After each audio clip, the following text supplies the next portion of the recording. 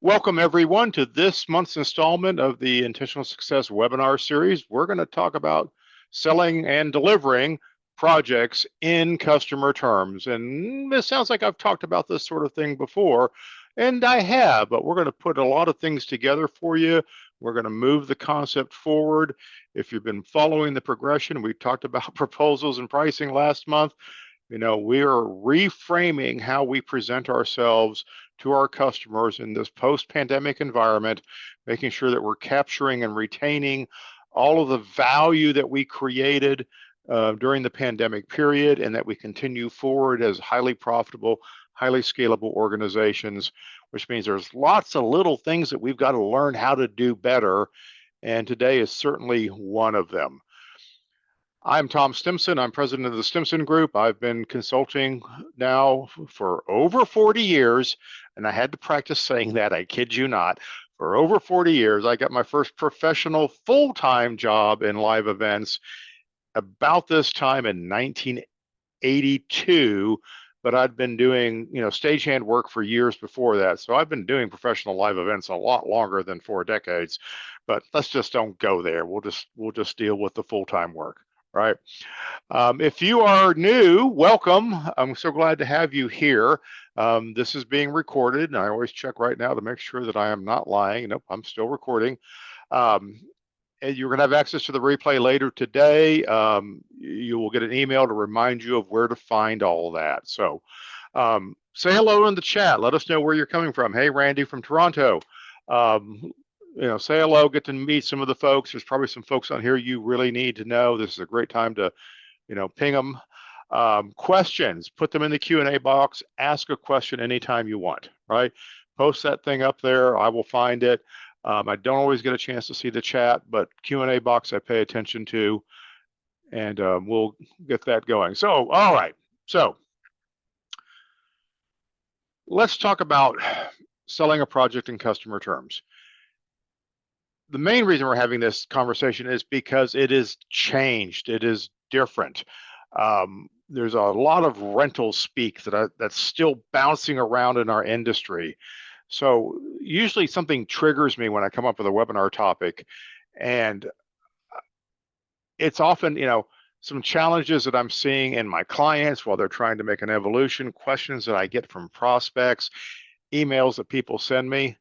I just want to start with a client story, and the client will recognize themselves in this, but this is a story that I've heard many, many times. And we all know that there's different buying channels, right? We've got end clients, we have agency buyers, and we have B2B. End clients are those corporations, they're associations, they're institutions, all those colleges, universities, and high schools you're working for this week. These are all end clients. Agency clients are resellers. Those are the, creative production companies, event management companies, destination management companies who are buying your services and reselling them to the end customer, right? And then there's B2B, and B2B can be substantial because sometimes we do shows for our buddies that we met on Tom's webinar or at one of his workshops, and we're saving them from sending a truck across the country by doing a show for them locally. So there's a lot of different business cycles, but I'm going to tell a story about an agency client who, like most agency clients, is kind of a price banger, right? They're looking at every single line, they're challenging every price increase, and they're pushing back on everything they can because, well, that's their job, right? They're filling out a spreadsheet, and they already knew what the budget was before they sent you an RFP, and as long as you come in less than what they planned, you're good, right? So this particular buyer had a couple of different suppliers that he worked with, and he had a large event in a major city that he didn't call my client for because he had his large event vendor rather than his gargantuan event vendor rather than his large event vendor, right? And well, the gargantuan vendor bailed on him. Basically, they came in, it sounds to me like they sent a budget that was intended to scare the agency buyer away. Didn't have a lot of bang for the buck. It was stupid expensive. And so the agency client went to my client and said, hey, here's our budget. And he actually laid his budget out for them and say, what can you do for that? We need something that looks better than what we got from these guys. And my client looked at it and you know, they go, wow, yeah, we'll take a look at this. And they started adding up all the numbers and throwing ideas at it and trying to make it look better. And they literally, they couldn't spend all the money that the agency was willing to spend. And I had to convince them to say, yes, we can do everything you asked for, $400,000. Here are the things that we are not going to include. Here are the things that we're going to include. Agency buyer says, awesome, thank you. It looked great. Everybody was happy. My client doubled their profit on that show for that customer. It was twice what they would normally get from that buyer. And it's because it wasn't a conversation about price, it was a conversation about budget, right? And this is the kind of stuff that we need to keep finding the opportunities to find success in changing the conversation to something that's about value instead of pricing. So, selling a customer in project terms is not about finding the customers. Selling a project in customer terms is not about finding the customer's price. It's about finding the customer's love language and helping them through that process. So renting gear and people will keep you from realizing value. You keep punching numbers into your rental management system and then showing that to the customer. All the value vaporized during that transaction. Build your budget where you're supposed to build your budget, but show the client what they need to see. Pre-production. I've got some thoughts on pre-production today. 90% of our show happens in pre-production. Let's face reality here. All the good stuff, all the value happens in pre-production. You got to quit downplaying this, right? You're giving up power and control of the outcomes to someone else when you back away from pre-production. So we've got to get in there, and that's part of selling on customer terms, and we'll talk about that. And then, and I will keep on saying this, it has never been about price. Price has never been what you're debating with these people. It's all about control. And the best price shoppers are just really great control freaks. So when you get yourself into an argument or discussion or a negotiation that is overpriced, please understand what you've done is you've fallen into a trap about who is going to control outcomes. Okay. And if we know what it is we're fighting over, all of a sudden price isn't important. It's really about control. You give up some control, all of a sudden the budgets start to work. Just saying.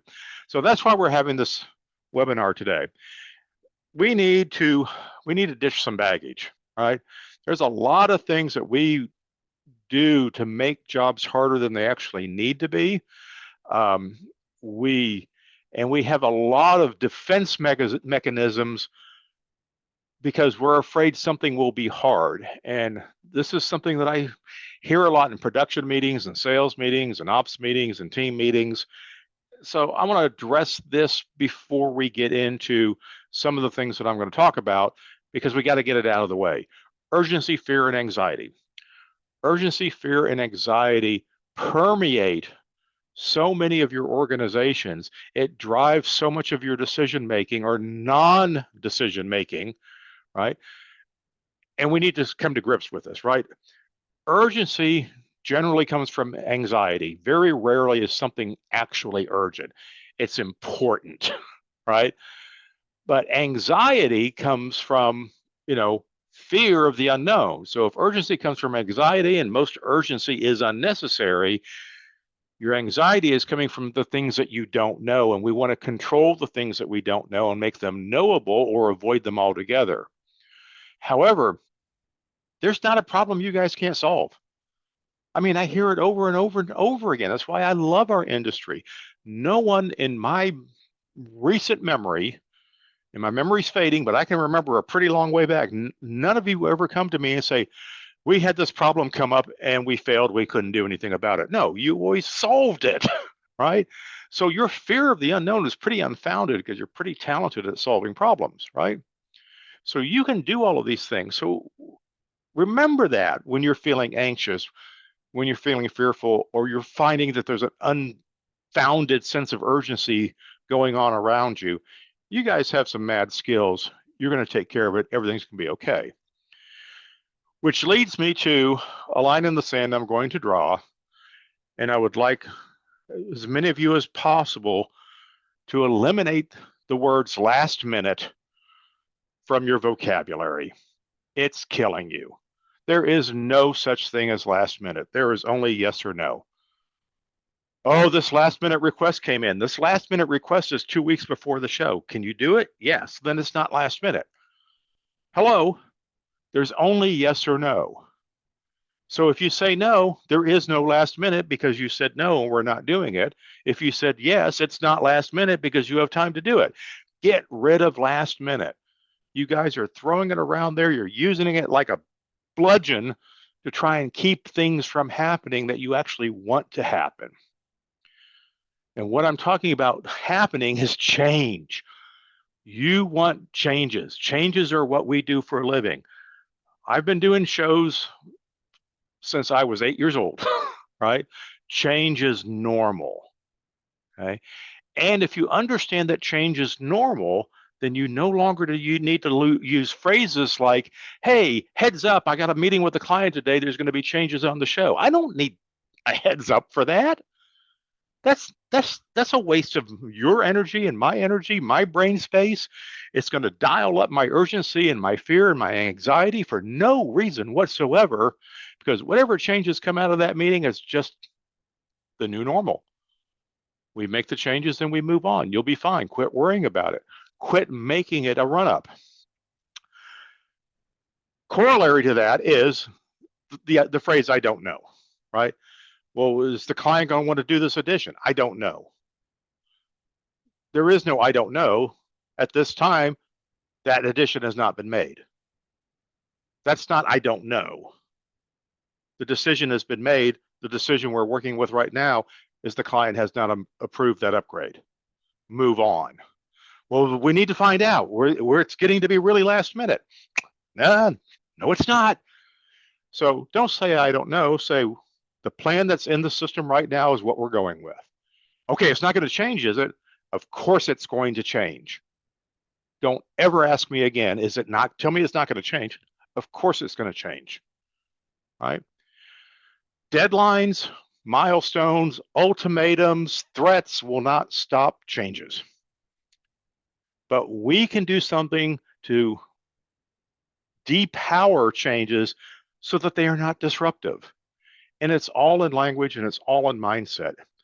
And we need to do this because we are selling a process, and we can't sell a process that has rules about what's an appropriate time to make a change. Again, there is no last minute, there's only yes or no, okay? There is no, I don't know, there's that decision. The decision that is standing right now is the decision that is standing right now, okay? So we are selling a process, and I'm describing process, right? It is normal through the course of a project for things to change, in which case we just adapt the project and we move on. The event production process, the thing that we all do every day, okay, has evolved. And it's evolved quite a bit over the past 3 years, but it's certainly evolved over the past decade. And the question for you is, have you evolved?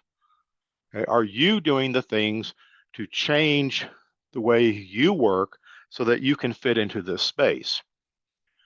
So the old process, and I'm not exaggerating here, though I am probably being a little bit dramatic, that you sit down with the customer, you say, tell me what you want, and I will tell you what it costs, right? Do you have an RFP? Can you give me a specification? What do you mean you don't know how many screens you want? Tell me what you want, I will tell you what it costs.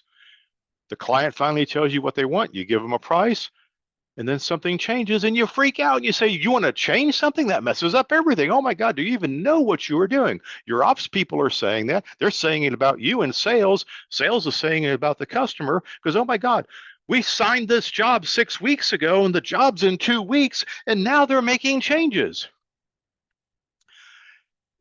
I'm not really being that dramatic, am I? Because you guys have heard that conversation. It has gone on inside your organizations, right? Listen, we think we are selling gear and people to do the show. Yeah, gear and people are the tools that we are going to use to do the show. When the show confirms, that's not the final plan. Like, you can carve out a final plan. and then put a price on it and then wait 5 weeks and do it. Yeah, does it happen sometimes? Yeah. Is that normal? It may happen more often than not, but that doesn't make it normal. And it doesn't make change abnormal. We used to have a saying back when I did shows, because you're always waiting to go, hey, I need the show flow. I need the show flow. I need the show flow. I need to know when my cues are. And, I had one show director who just leaned into his microphone and says, I will give you the final show flow when you guys are loading the truck to go home, because that's the business that we're in. So I'll get off my soapbox about that, and let's just talk about what this new process is that we're supposed to be following. Hello. So let's talk about yeah. Sorry, I'm going to have a old process, new process. Having a PowerPoint moment here. I've got to get out of PowerPoint one day. All right. The new process that I want to talk about today. Most of this is going to be familiar. I'm going to reframe a couple of things for you. And I want you to think about you and the customer sitting across the table and what each other is seeing in this process. And this may be multiple meetings over a period of time, okay? But the process is essentially the same.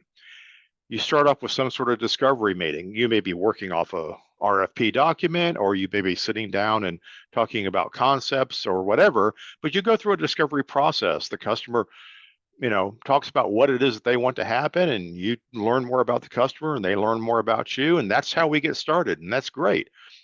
The customer during this process will make some requests, right? You're going to affirm those requests. You're going to make some recommendations. The client's going to receive those recommendations and consider them. Eventually, you're going to confirm a project, or the client's going to confirm a project, because they may not know that changes are inevitable, because they don't do this every day like you do. You're going to confirm a baseline project. There's some options on the table, and all of it's going to change in some way or another, except for the baseline. And here's the shift in the thinking that I'm trying to pull you into is there's a baseline part of your project that never really changes. 99.9% of the time, the baseline does not change, but you need to define that baseline, because that's what makes this process work. Options, choices, modifications, enhancements are a very small part of the event, and we can handle them separately. Now, once we've confirmed the project, the client runs into, they discover that there's, oh, by the ways. Okay, the marketing manager looked at the event and said, oh, did you know that we need to do this? We have a product roll. Oh, I didn't know that, right? So they're filtering all of these oh by the ways, and sometimes they're going to be in a panic and sometimes they're not, and all that information is going to come to you. And this is what you call the planning period. You're trying to plan from a project that doesn't change, and the client's dealing with surprises that they have no control over. So your planning period has to be built around changes. What's the phrase I always use? Make a plan so you can change it. You can't change a plan you don't have, right? So that's why we have a planning period. We're going to make plans. Clients can throw an oh, by the way at us. We're going to change the plan. This is our job. This is what we do. But this is where we're creating value, because we've communicated this process to the customer and they understand that this is how it works. I'm going to have an oh, by the way, and you're going to smile and say, don't worry, we got that covered. We can take care of that, right? That has value. Now I'm inserting an item in here. We're going to call it the paper Q to Q. And a paper Q to Q is what we used to do while the show was setting up back in the slide days, when we couldn't rehearse the show because they're still producing slides and we're dropping and we're programming and the stage is tied up and we need dark for the video projectors and all that kind of stuff. So we take the production crew, the show caller, and the leads, and we'd go into another room with the client and we'd go through the entire show on paper. Nowadays, we do it on a Zoom call a week or two before the event. And so this new process I'm proposing is that you need to reinstall this paper Q to Q concept 1 or 2 weeks before your major events. The smaller the event, the timeline gets a little bit, shorter. But the idea of getting on the phone with the client or having a meeting or a Zoom call with the client to say, all right, so we're going to open the doors and the audience is going to come in, then what happens? And let the client talk you through what they expect to happen. while you are taking notes and making accommodations and adjustments, some of which may be changes, but that you can come back to and say, okay, you described a couple of things. There are going to be some changes. So, based on wanting to do this, we need to add this, and that's going to be a change. Are you okay with that? Yes. Okay, great. Then we're going to finalize the budget. Remember when we confirmed the show? All we did was confirm the show. We didn't finalize the budget. Okay. The final budget happens at this point. When we've gone back through everything that we've talked about, we're still a week or two out from the show. Now we're going to finalize the budget. So we have our baseline budget and the currently approved enhancements or additions or options. Right? A lot of things can happen now that we've finalized this budget, which is going to clear up a lot of noise for you, such as I can now give the client a final bill. Well, the show's not over, Tom. Who cares? Give them a final bill. You should be paid before the show starts. You've incurred all of the costs related to the show by this point of finalizing the budget 2 weeks out. You've incurred all of your costs. Why shouldn't you get paid? Now we have a mechanism of doing it. Well, there's going to be changes. Awesome. We're going to bill them separately. The client wants one bill. Get over it. Nobody believes that. We can make all of that work. Finalize the budget, get paid. They can go back and share the plan from the Q to Q in the final budget with their team. Everybody's on that same page.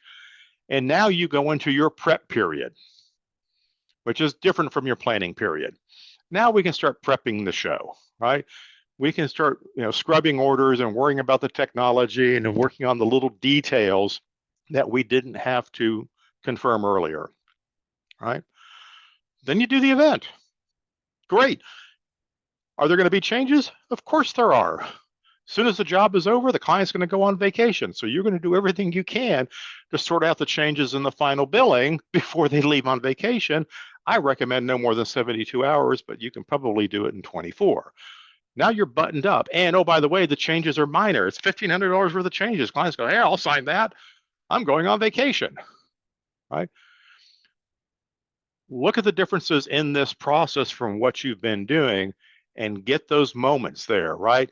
We're going to confirm the baseline with the options that we know today. We're going to do the paper queue. We're going to finalize the budget. We're going to get paid and we're going to move on. And I'll talk more about getting paid. Now, how do we work a project like this or a budget like this with this process? All right. I'm going to start changing slides this way. Okay. I've been selling events for a really long time. Even though I've been consulting the past almost 20 years, I still sell events all the time because I sit down with you and I go through the process of selling events. I think I sell events every single day of the week, right? Most of the projects that we're doing today, in your terms, include pre-production, okay? Which means they comprise up to 4 sub-projects, okay?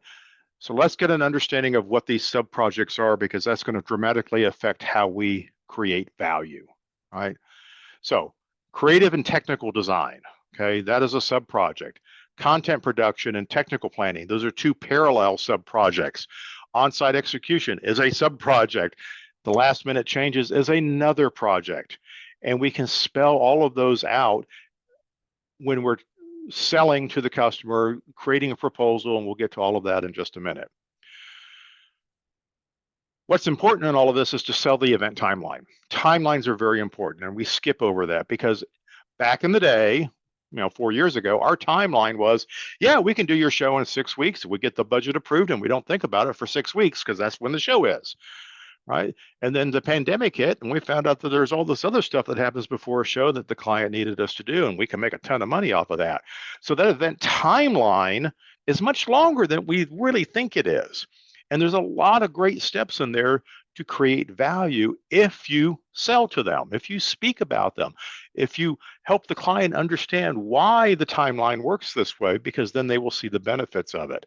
So that pre-production period, okay, is the conceptual, the defining the deliverables, doing the planning. All of that is lumped into a throwaway term. Pre-production is a throwaway term. And when you start doing content creation, you've got another set of pre-production that's planning, procurement, content review, change orders. All of these things are going on. It's huge rather than we're prepping a show and doing an event. But this is where the value is. Okay, we need to spend more time talking about this. So we take this timeline and we convert it into our proposals. And I say proposal plural because the average show, the standard show that you guys are doing today with pre-production is actually 4 proposals. You can roll it all up into one master proposal and that's fine. Okay, you can send one invoice, that's fine, but you've got 4 separate scopes of work. You have 4 separate timelines. And you've got to define these better rather than saying, hey, here's the proposal for the equipment and the proposal for the labor, and here's the proposal for the expenses and the travel. Okay, 1, that's not really sexy. And 2, it doesn't help the client understand what's going to happen. So creative and design is how we generate a budget. How can you do an event production budget without the creative, without the design, and then the technical design that goes along with that? How can you do it? You're just guessing, right? Sell this process. Design leads us to budgets.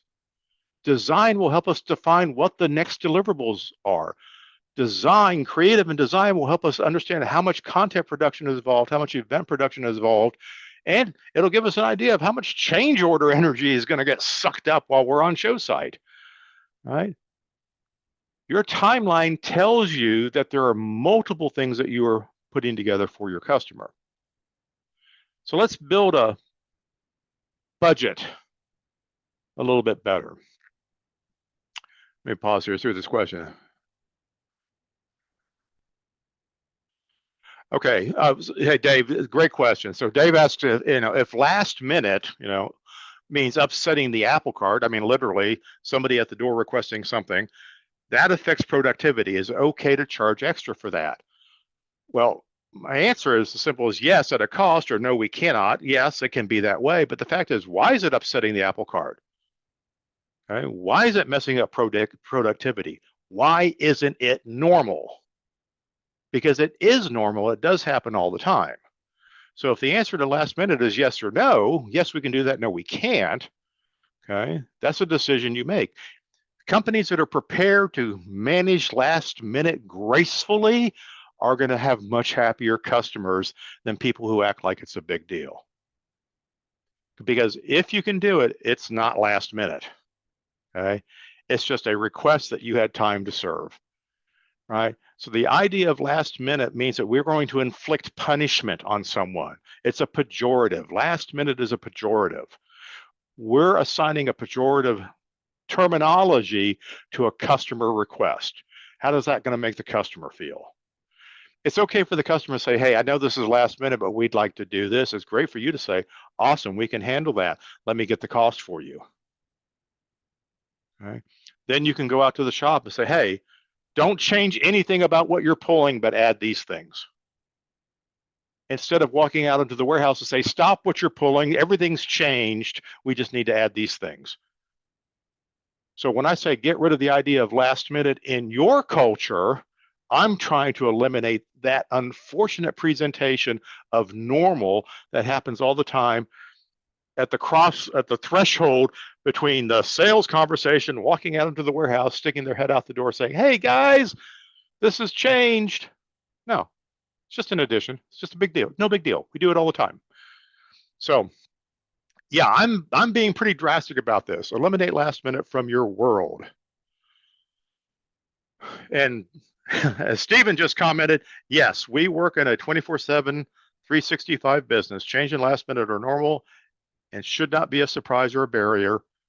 Okay, make sure your team knows that. Make sure your customers know that. It doesn't mean that there's not going to be a cost with it. And if you think it's a punitive cost, then you misunderstand your relationship for the customer. You're simply telling them what it's going to cost, not what is it worth to them. This is really last minute, but my boss said he doesn't care what the cost is. That means it's high value to them. Does it mean I'm going to take advantage of them?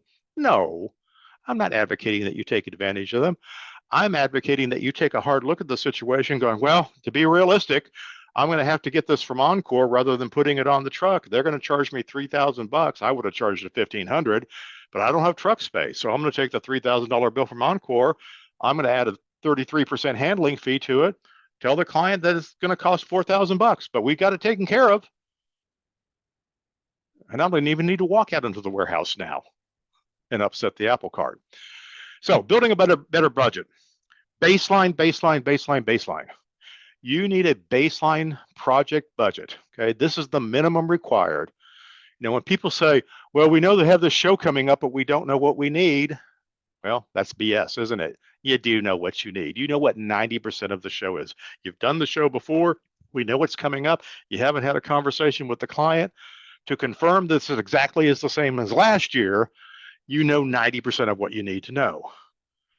Okay, baseline budgets don't change. And once the job is confirmed, you know you need sound for 500 people. Unless they dramatically change the number, sound for 500 people is going to work. You know you need 2 screens because of the way the room's shaped. They can say, hey, we want to put a table over here. You're still going to have 2 screens. It's not that big of a deal. Okay, we know we have to have these minimums. We know we're going to show computers. We're going to capture a streaming event. We want to see an award winner get up on stage. This is your baseline. Okay. Hey, we'd kind of like to do some flash and trash. Maybe could we do some pyrotechnics? Let me look into that, because that's not baseline. That's an enhancement. Okay. Add enhancements separately. Call them out in your orders, build them in a separate order or a sub order if you have to. Enhancements are where changes actually occur, because the baseline generally doesn't change. And that will help your people understand how change is really normal when they realize that most of what they do actually never changes. Okay. So now we're isolating the changes separately. We're helping the client see the difference in the changes. And if we put a change in there and then they pull back, no big deal. It didn't affect the baseline. We keep prepping the show. It doesn't change our crew. Nothing changes about it. Okay. And then in this budgeting process, we have to have that event where we finalize the budget. And effectively, what I'm telling you is to start the change order period sooner. Most of us have practiced change orders happen on show site. I'm suggesting change orders happen week or 2 weeks before the event. Okay. And if you make a change order period in your timeline, now we can separate all of those transactions, not just conceptually, okay? We can separate it from the baseline work that's continuing forward. Because once you reach the change order period, even the enhancements and options became part of the baseline. And that's the show we're going to do. And everything else is, are we going to add something? Most times we're not seeing a lot of deletions. Or is it going to happen occasionally? Sure. No big deal, right? But that change order period, if I move something off a show, if I reduce something during the change order period, it doesn't mean I get 100% of the money back. I can save you some of that money, but we're going to cancel a technician and I got to charge you 75% of that, or maybe even 100%, right? I can save you the money on the gear. I can get this canceled, but I have to pay for all these things, right? So change orders mean something differently during the change order period. A deletion is now something that's probably going to have a cost still associated with it. So think about your basic proposal template, right? And we talked about this last month. So, and as I've talked about many times before, when I'm putting together a proposal, okay, most of us are putting it in the wrong order still, and I'm working on that on a client by client basis. Do you need marketing in a proposal? Yeah, maybe a little bit. Okay. By the time you're writing a proposal, you shouldn't have to tell the client anything more than the basic who we are. Okay. An overview of the project, the deadlines, the timeline. This job must be confirmed by, change orders will be implemented at this date, payments have to be received at this time. And then your next step is to, schedule a call to ask questions, sign the agreement, whatever that might be. Then we get into the scope of work, and you can have multiple scopes of work because each element of the project Could be design and creative as a scope of work, content production as a scope of work, event production as a scope of work. And we can write a scope of work for change orders, even though there are not any change orders yet, right? Options that might still be on the table. Again, we're at the beginning phases of all of this. We're not locking anything in, so we can put the options in there. In my budget summary, options are going to be separate, right? We're going to summarize the baseline of the project. Here are the non-negotiables. Here are the things we have to do. Here are the options you can enhance it with. So we get a budget summary, and then we get a confirmation. Here's how we confirm. You can sign right here, and we can get started, whatever that might be. Other stuff you want to share with them, maybe there's some drawings, some marketing material that you paid a bunch of money to get produced, so you want to put it on proposals, great. Put it in the addenda, all right? This is a very efficient proposal, okay? Your scope of work, and that's what we're going to talk about next, is timeline and deliverables. Many of you are struggling with what is the scope of work and how do I describe something? Here's an easier way for you to get started. Let's describe the timeline and let's describe the deliverables. Scope of work now becomes a lot easier to convey. Here's my first example. So in a creative and design scope of work, where we're going to help the client with themes and looks and the attendee experience and, you know, scenic and all that kind of stuff, there's a creative process. Okay, so our timeline is we're going to sit down with you first and go through the creative process. Okay, we're going to do research with you and for you. We're going to do brainstorming together. We're going to give you draft ideas. You're going to narrow it down to a final choice, and then we have our creative template. Okay, we take that creative template and we go into the design process for all the elements that need to be designed. We have to design content, we have to design lights, we have to design scenery, we have to do technical design. Okay, there are multiple designs that you do. Okay, we might have to design a registration system, you know, all sorts of things that we can design, and we can put all those elements into that design process, into that timeline. Based on your event, here's when those things effectively need to happen. And they don't have to be precise date, they can be ranges, right? Developing a master budget is something that happens in the creative design timeline. I can't do a master budget until I've done all these other items, and then I can give you a master budget and say, you need to budget $100,000 to $150,000 for content and content production. You need to budget $300,000 to $400,000 for the event. You know, we can give the client good information so they can make their final choices about how much of the creative they want to buy into. Now, what are the deliverables? I'm going to give you a theme strategy session. I'm going to give you 3 draft theme designs, and I'm going to give you 3 revisions on whichever one you choose. Content strategy session. Okay, I'm going to give you a master content plan, and we're going to create the budget for it. Technical design. We're going to do the event specification with you and give you an event budget. Okay? These are the deliverables. Now the client is armed with something that if they wanted to, they could go to the marketplace and hire somebody else, but why would they? Right? Because you've been a dream to work with up to this point. Now, as we move down the timeline into content production, for instance, which is one of the scopes of work you're going to have to produce, again, new timeline, new deliverables, okay? Our timeline says we're going to review the design and budget that came from creative.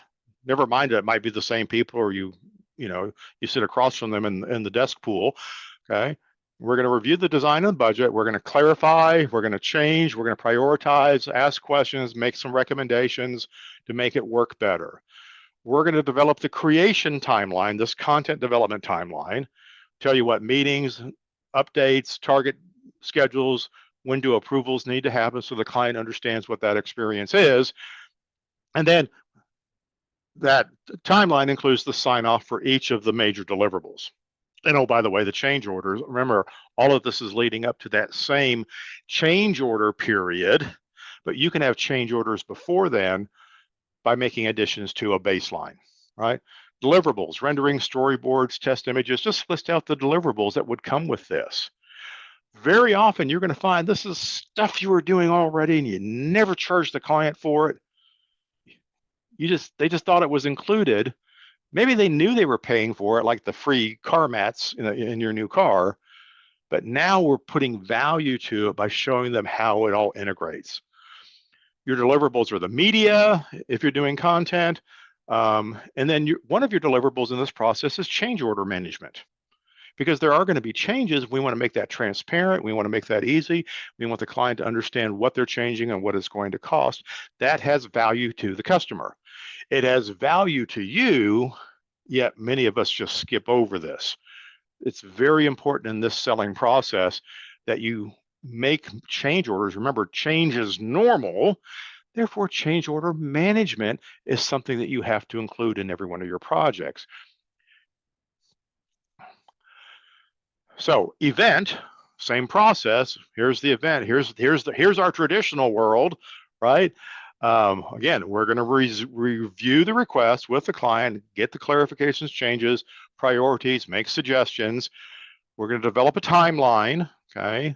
Here are the things that we need to do that the client needs to be involved with. Here are the sign-offs that they need to make along the way. There may not be as many in this process because this is easier to do, particularly if a lot of what you're doing is baseline, not much to change. But as we process enhancements and options, that timeline becomes more important. And again, what are the deliverables? The working drawings for the event, the venue letters, we got to do the rigging diagram for the in-house people. Fire marshal wants an evacuation plan. You spell all of these things out. This is boilerplate. Right? You don't have to reinvent this wheel. This list is the same for every show. It's just sometimes it's compressed because the show doesn't require a lot of it, right? So all of the things that you're going to do for this customer on this show are your deliverables. And there's that change order management again, okay? Now, that last element I talked about was the change order timeline. So in that last period, whenever the change order period begins, okay, we're going to start managing change orders collectively across the entire project. And I'm going to give them itemized accounting of non-budgeted additions. In other words, everything that happened after the change order period begins is a non-budgeted addition. It could be a deletion or some other change, and a finalized invoice. And again, we make this a deliverable so they understand what they're getting and how that process works and where it fits in. This will dramatically reduce scope creep. This will dramatically reduce, well, you never told me that, so it must be included, right? It's all very clearly spelled out in terms that the customer understands as they move closer to the show. And think about it. I'm dealing with a hotel right now. I've got to turn in numbers for an event. There are deadlines for these things. Okay? What are your deadlines? Okay? What do we need to do by that time? This is going to help your customer out. So billing on a timeline, right? The first thing I want to say about billing, because there should be a lot of questions about billing at this point, is always expect to get paid. Always assume that you're going to get paid and you're not going to get pushback on your terms, right? It's a waste of time to worry about, oh, well, the customer won't pay for that. That's a waste of time.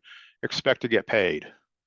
If you're tying payments to the progress or to the timeline, okay, you're going to get paid a lot easier. You're going to have fewer reasons for pushback because it makes perfect sense.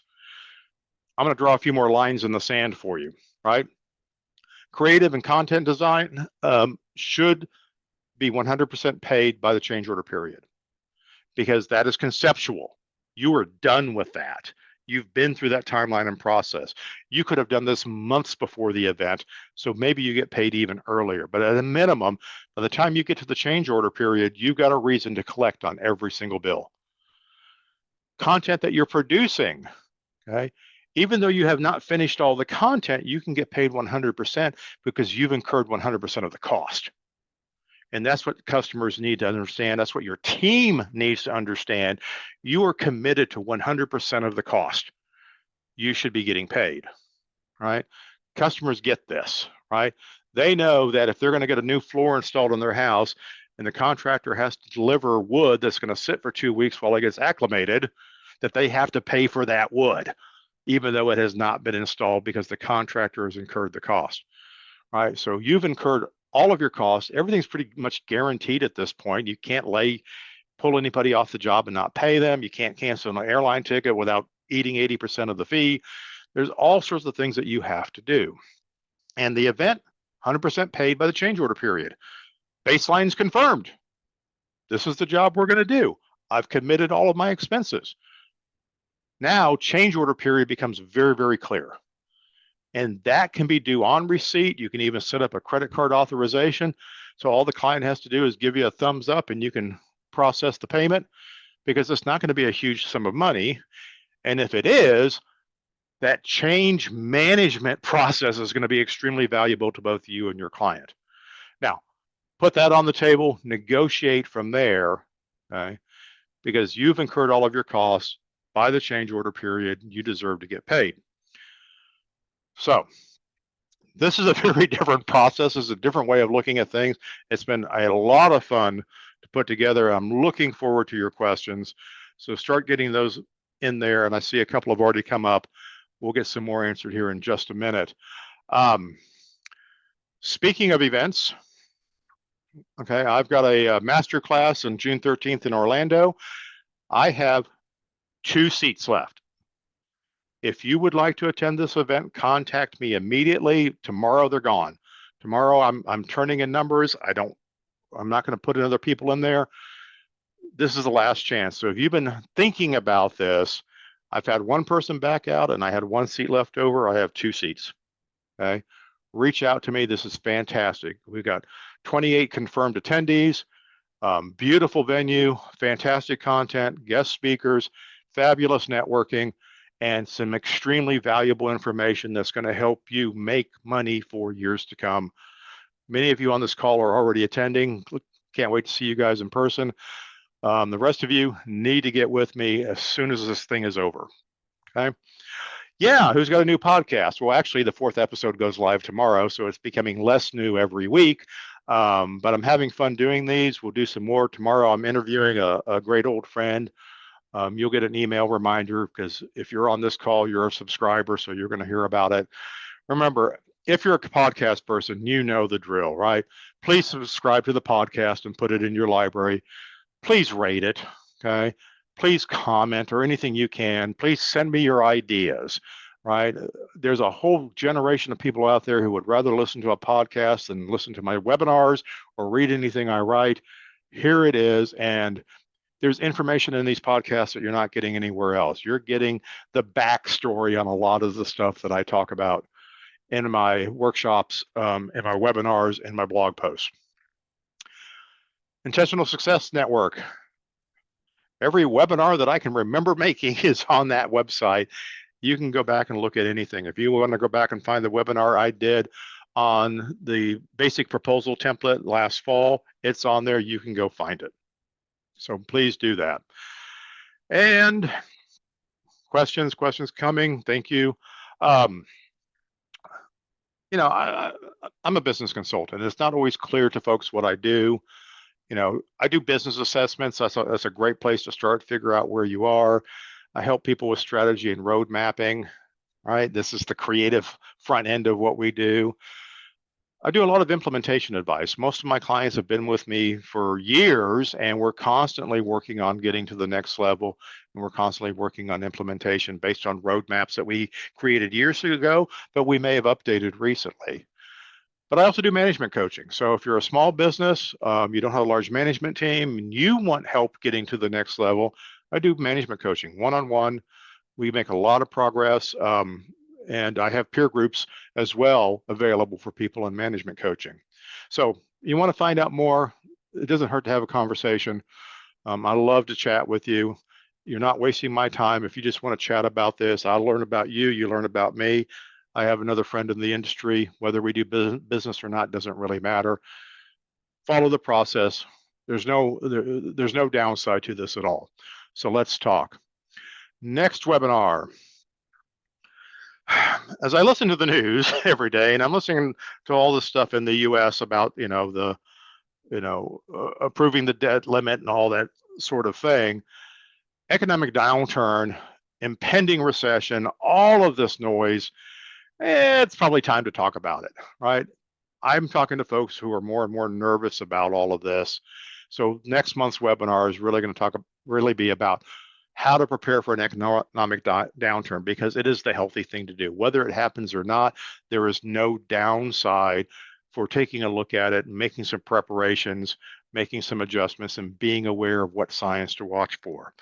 I have one client who's on a trigger notice for a major bank failure.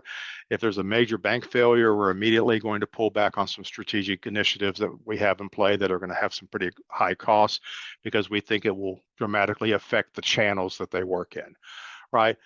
Let's talk about how that might work for your business without getting over worried, over anxious, or over fearful of what might happen, because we will deal with it. We have dealt with worse, believe me. So, to summarize, how to sell and deliver a project in customer terms, right? You can create more value for your customer before the event occurs if you will call out the phases in the projects, okay? Even if all you do is the event and you don't do content, you don't do creative, calling out the phases of the event will help you create more value for the customer. Selling a project in phases creates flexibility, which means that you're going to spend less time being fearful. It'll help build confidence on your team. And remember, this pre-production term is a throwaway term. Embrace everything that happens before the in-person event. Everything that happens before them is extremely valuable. It's important to the customer.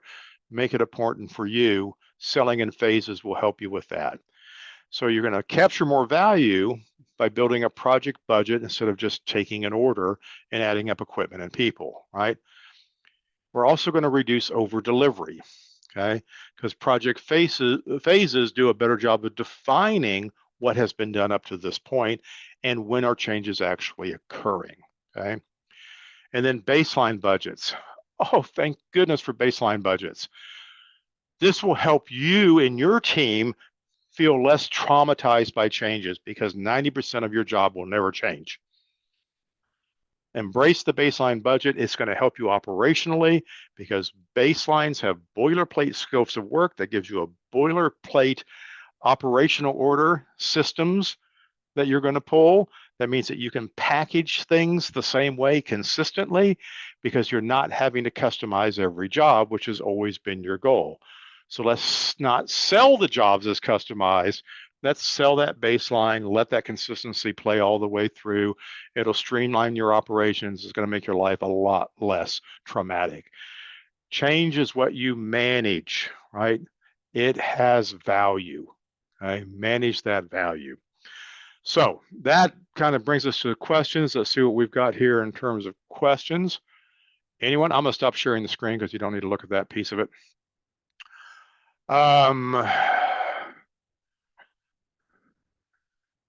Yeah, so Stephen makes a comment here that as a TD, I call and chat with the vendor partner all the time and manage the project, and often suggest that they charge for shop prep, video prep, and audio prep.